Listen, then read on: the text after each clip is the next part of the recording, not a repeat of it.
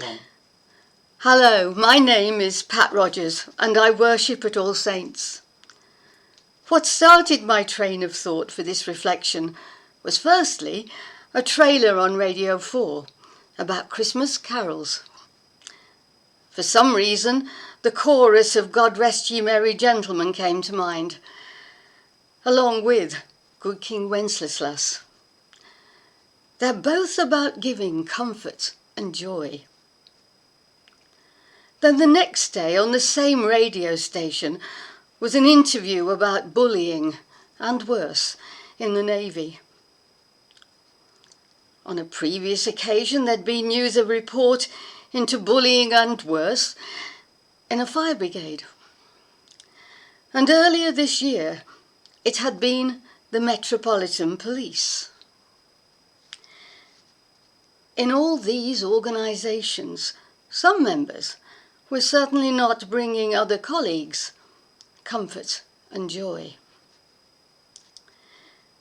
We humans certainly seem to have a nasty streak in our makeup. Why do some people behave in such hurtful ways? Bullying does not have to be physical. Words can and do hurt. I remember my mother reciting to me the rhyme, "Sticks and stones can break your bones, but names can never hurt you." Oh, yes, they can. It cannot be passed off as just a bit of fun. This was very publicly brought to the fore with the suicide of the TV presenter Caroline Flack. She had suffered months of bullying by trolls on social media.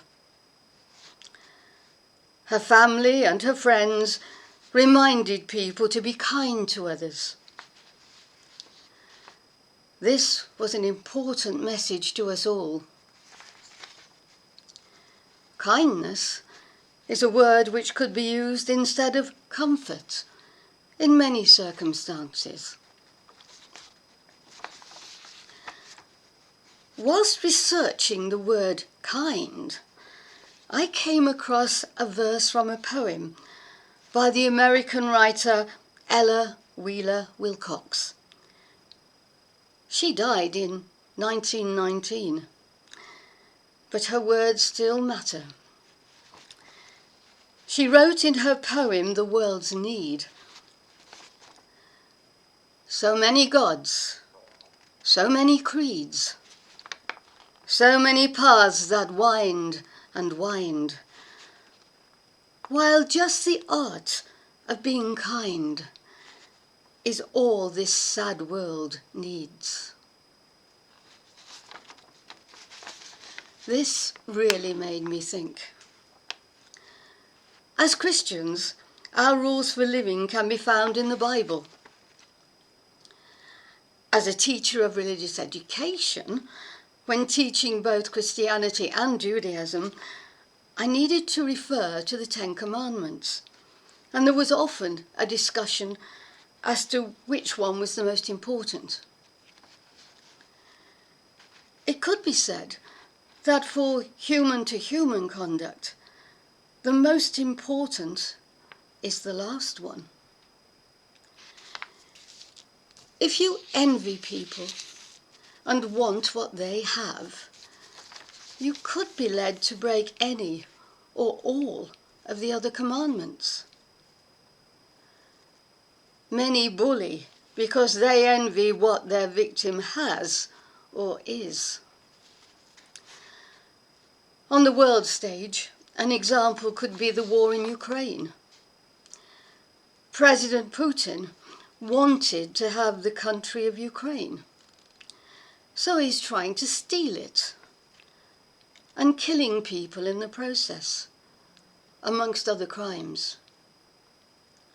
He is not a religious man, but he's certainly not being kind to other human beings in any sense of the word.